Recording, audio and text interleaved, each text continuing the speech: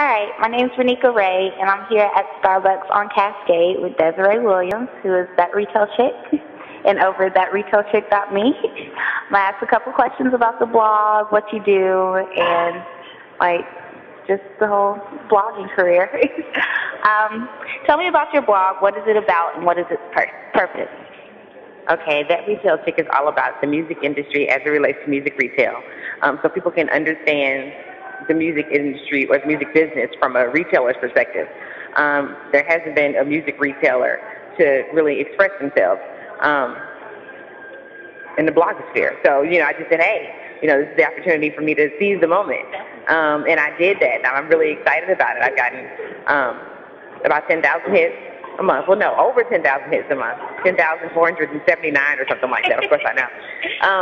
And, yeah, it's exciting. And it's wonderful to know that people want to go and watch videos that I like and hear music that I like and read statistics that I like. And yeah, it's awesome. So I'm excited. But that's how I got there, and that's what it's about. That's cool. I read on the blog you said you're basically the only one in the blog sphere doing that. Yes. Doing that type of thing. Yeah, retail chick. There's only one retail chick out there. Music retail chick. Yeah. So how do you do you see any other blogs as competition still, or how do you stay abreast on your blog? I see other blogs as competition because everybody likes to talk about the music business. So I would love to say my competition was like Billboard, but it's not. My competition is Hypebot or not even that, 'cause they get 30,000 hits a month. Not even digital music industry news. I might take some numbers from SoundScan and use those and compare some things or, anything. So, yeah, I like that kind of stuff, but that's it. Well, you said that you use graphs and charts to show, musical statistics. What other mediums do you use on your blog? Okay, let's see. Music, of course. So audio. Videos, of course. I use videos from YouTube and Vimeo that I update on there. WordPress is very user-friendly when it comes to stuff like that. So, yeah, audio, video, and that's about it. How has blogging benefited your career in music retail? Well, let's see. My blog took off more when the store closed. But I would have to say that I'm probably recognized as one of the better music retailers in Atlanta now. People were very familiar with the Peppermint music, and then it changed over to Sound Shop music about 4 or 5 years ago. So the name is a good name that's synonymous with good music, catalog music, and having new releases all the time. So that actually it's kind of in reverse, because me being at the store helped my blog to be a better place for people to come, because they say, hey, she really does know what she's talking about. She was really there. So I guess it validated who I am. When I say I'm that retail chick, they say, yeah, that's that chick from the West End. So it's a cool thing. That is cool. As a music retailer, how does your perspective on the music industry differ from a consumer, someone who just listens to the music, or even someone who's in the corporate area of music? Wow. That's one of those deep questions. Jesus Christ. Okay. My perspective of the music business, right? Okay. Well, I see everything in numbers. I see everything in sales, in how many things have sold, in how things are being sold. So if something sells more digital than physical, then I'm looking at, well, why is it doing that? Or if a record comes out and doesn't sell a whole lot at all, but they were this really big YouTube sensation, and then sometimes, like I said on my site, you have a song or a record that'll come out that's great and people just don't buy it. So that's when I feel a responsibility to share with people, more of a responsibility as a music retailer than as someone that's an executive at Def Jam or someone that does maybe sometimes marketing for a record label, because I've been sharing music with people for so long. So it's wow, this is great, and I just have to tell everybody about it. And it's something that I do from my heart because I've done it. But yeah, I look at things from a numbers perspective. So somebody called me the other day and said, Desiree, I'm going to get this deal with Universal. and it's a digital distribution deal. I said, well, can't you do that yourself? Well, yeah, we did that ourselves. So you just doing it for the money? Oh, yeah, you know, I need a couple bucks. I said, but I'm just trying to understand why Dondria didn't sell. She was this YouTube sensation, and she had Jermaine Dupri to back her, and why didn't she sell? And I said, well, Dondria didn't sell because, you know, R&B is sold more R&B albums are sold physically than digitally. So you're talking about 80 to 20%. So that's why Dondria didn't sell. He said, really? I said, yeah, but you have to take it a step further and realize that Dondria was signed to Malico, which is a small gospel and blues record label with little distribution. Malico doesn't distribute or doesn't ship lots of records to Best Buy like Universal would, or like Warner Brothers or EMI or Capitol would, or Sony would. So for that reason, her record was not as available as Toni Braxton or as Mary J. Blige or even Monica. You know, she couldn't get on Twitter and say, if you don't see my record, then tweet me and let me know, and we'll make sure you get it, because Malico is only going to ship so many units because it's a smaller record label. And he said, well, now I know why. So my perspective on the music business comes from places like that, where people, the little inside details that people don't know and they don't understand.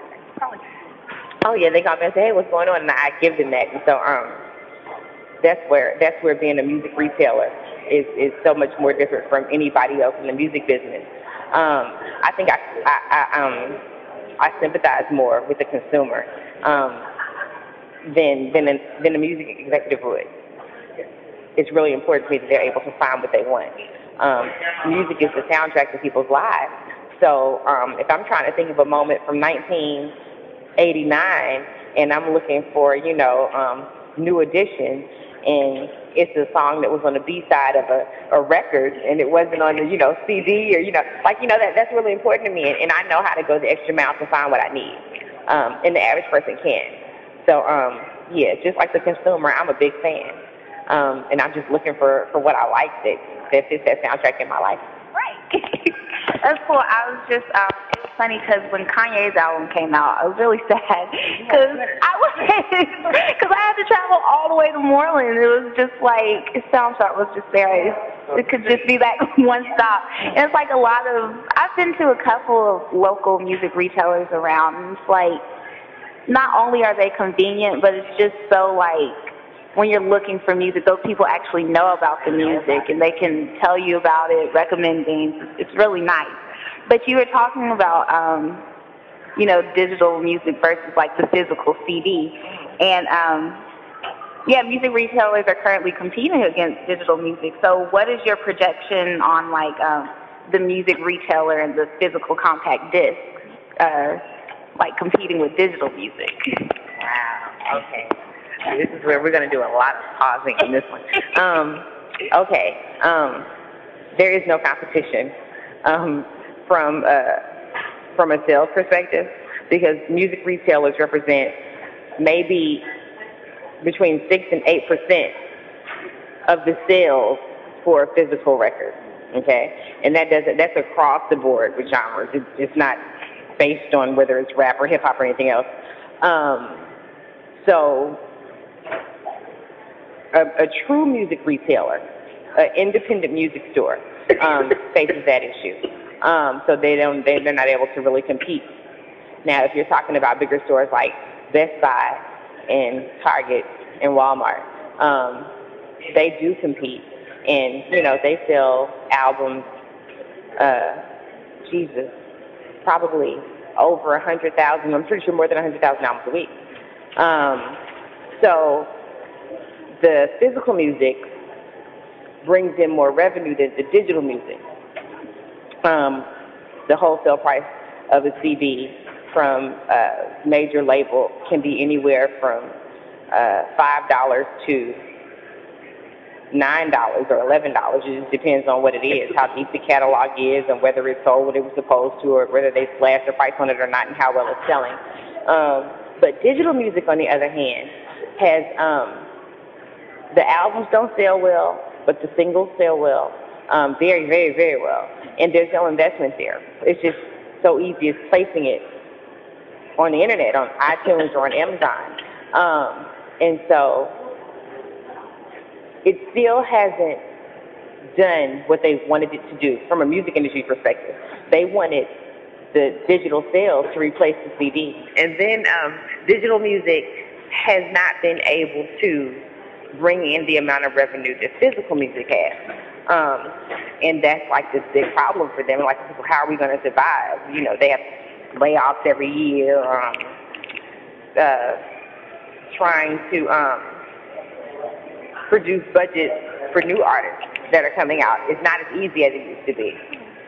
So where somebody might get like, you know, $1 million budget to make an album, now it's like $250,000 to come with your album made. Most of that $250,000 is going to go towards, you know, marketing and, you know, manufacturing. And like when you have a budget for a record, I think that what people don't understand is that that budget takes care of everything. They're thinking about, you know, the studio and videos, and no, somebody has to produce that record. That record, you know what I mean, it has to be shipped, and then you have to have enough billing statements to go out to bring the money back. So they never think about that part. They just think about their advance and studio time, and it's much more than that. So yeah, physical music was the backbone of the music industry, and digital music, although it's done a good job at bringing in revenue, it hasn't been able to keep the music industry afloat like physical music has, and it has not effectively taken the CD away. Like cassettes took away CDs, you know, and nobody bought cassettes anymore because so many people, you know, changed to a different format. They haven't been able to effectively get people to say, I'm just going to buy digital. You know, it hasn't happened. With Latin music, it never happens. You do not find Latin stars, you know, buying digital albums. And with gospel music, they have a really hard problem. Country music is even worse, you know. So it's good for rock. It's good for pop. It's somewhat good every once in a while for a hip-hop artist. But it's no good for anybody else, you know. And as music stores close and as retailers condense their shelf space, you find that those country and Latin and gospel people have nowhere to go to buy music. So it hasn't, the digital hasn't done what it's supposed to do, in my opinion. That's very good. Thank you so much for talking with me. Any last words you want to say to anybody? Oh, wow. Okay. So, hi, my name is Des, and I'm That Retail Chick. And you can find me at thatretailchick.me, where the music industry meets music retail. Thank you, and have a great day. Thank you so much.